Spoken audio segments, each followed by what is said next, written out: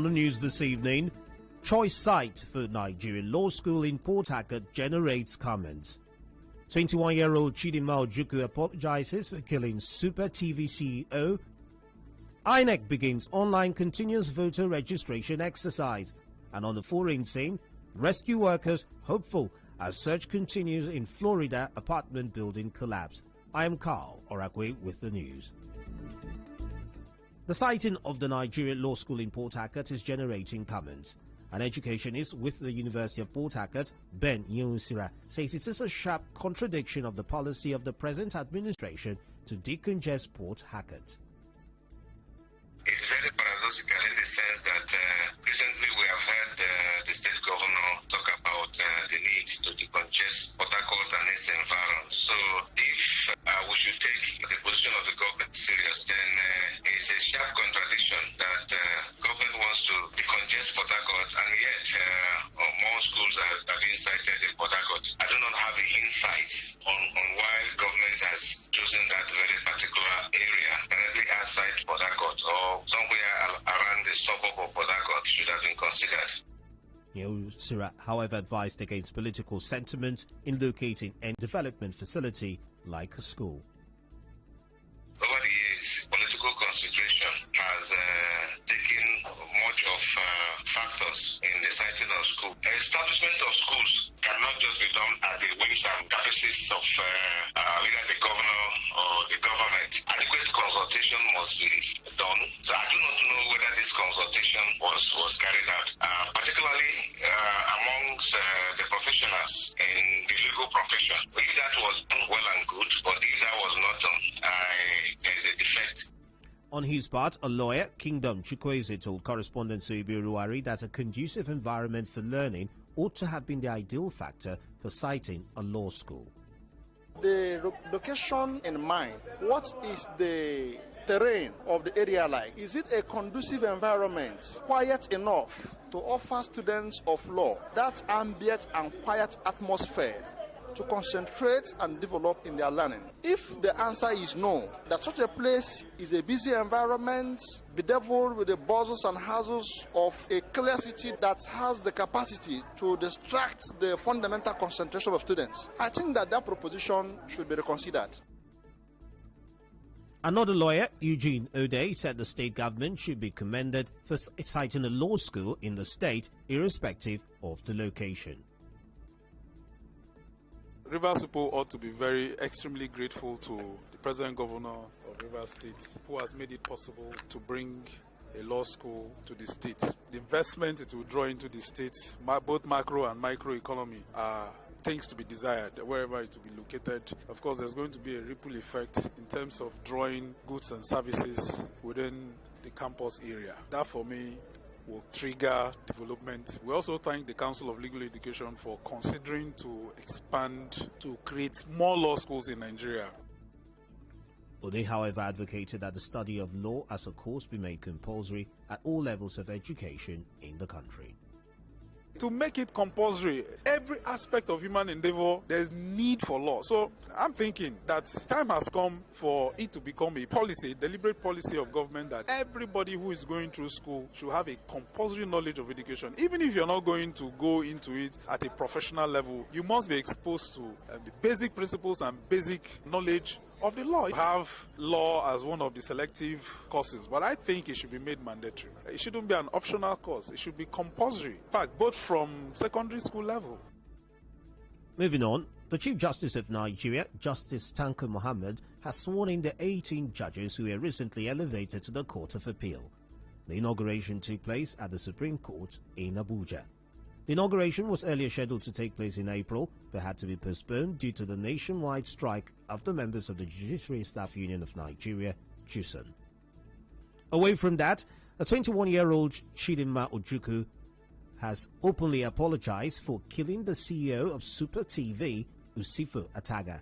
In a television interview, Chidinma, a student of the University of Lagos who recently confessed to the murder, says she regrets her actions. I didn't plan on killing anybody or kill him. I didn't plan. I want to say that I'm sorry, that I know everyone is disappointed at me. I I don't know what came over me that I did what I did. Yeah, I hope God forgives me and everyone forgives me. Mr. Atanga family, I am deeply sorry for what I did. If I had my life back, I wouldn't do anything of such. I am deeply sorry. Please, I hope you forgive me. I don't want to die. She, however, denied all conspiracy theories circulating on social media since she was paraded by the police. I was just feeling reluctant to go back to school. I wanted to do online schooling so that I can join in with my business when I start up my business. There are lots of times that the school fees is not there. It has to be struggle to complete. No, I did not call any uncle to come clear anything. I left the place. Meanwhile, brother to the slain Super TV CEO says his brother was bound, gagged and tortured before he was murdered. In a statement, Dr. Isi Ataga expressed doubt that the murder was carried out by a single person due to the manner it was done. As you may know, the body of Yusuf Ataga was found in a hotel room where he had spent the night with the 300-level student of Unilag who confessed to having killed him. In other news, the woman arrested by the Rumokoro Police Division for refusing to give the keys to her husband's property to her brother-in-law has been released. Recall that the police in Rumokoro, on order of her brother-in-law, arrested Ugomma Eze over the weekend. Our correspondent reports that her husband is in Turkey and one of his brothers is insisting that she gives him the keys to the properties without hearing from the husband. Elsewhere, students of the River State Government College of Health Sciences and Management Technology, Rumeme, Port Harcourt, returned to school today. After 10 days, the school was shut down due to students' protests. Our correspondent who visited the school this morning reports that water and electricity have been restored in the school. However, some students say most of their demands have not been addressed.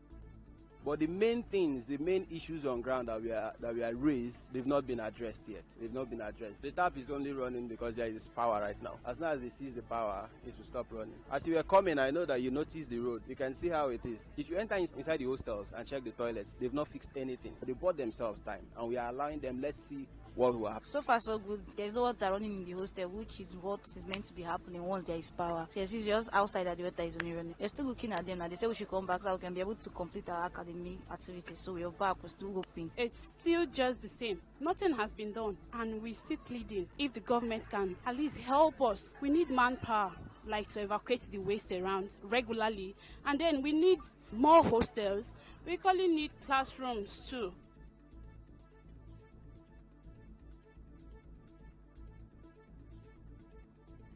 Still ahead on the news this evening, INEC begins online continuous voter registration exercise. To stay tuned.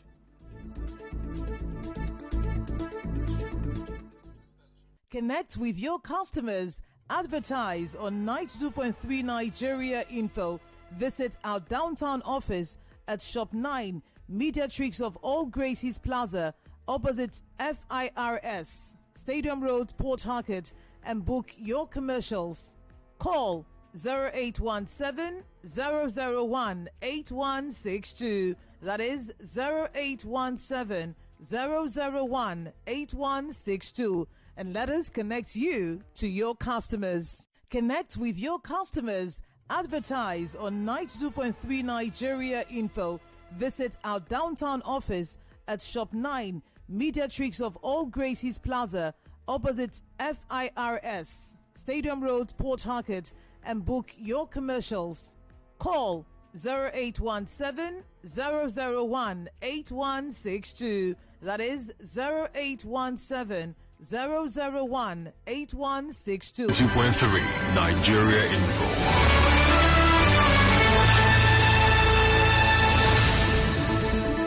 Welcome back.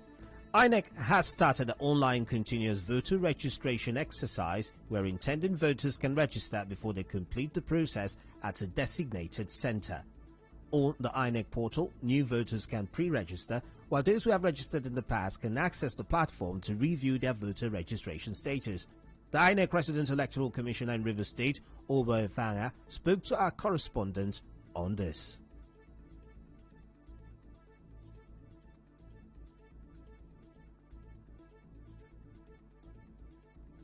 cbr.inecnigeria.org. So when they go there, they'll just go through the portal, and then you sign in with your email address and register, and then you follow the lead that would come up for you to do other things. They can print out their information, and they will also get an indication of when they can go to an INEC designated center to complete the process of registration. Efanga also said he expects political parties and traditional institutions to encourage more people to register. So we expect the political parties to be mobilizing people, telling people about this. We expect other institutions and agencies in the society to be doing this. We expect the religious bodies. We expect the traditional institutions.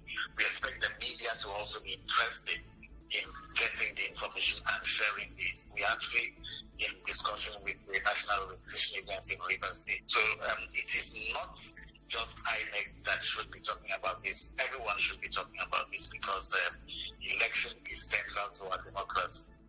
In business, the National Identity Management Commission, NIMC, says only 57.3 million Nigerians have been registered out of the 200 million population in the country. The NIMC Director General, Aliyu Aziz, said this today at a workshop in Abuja. He called for intensive birth registrations by all in the country, aimed at providing legal identity for all by 2030 in accordance with Sustainable Development Goal (SDG).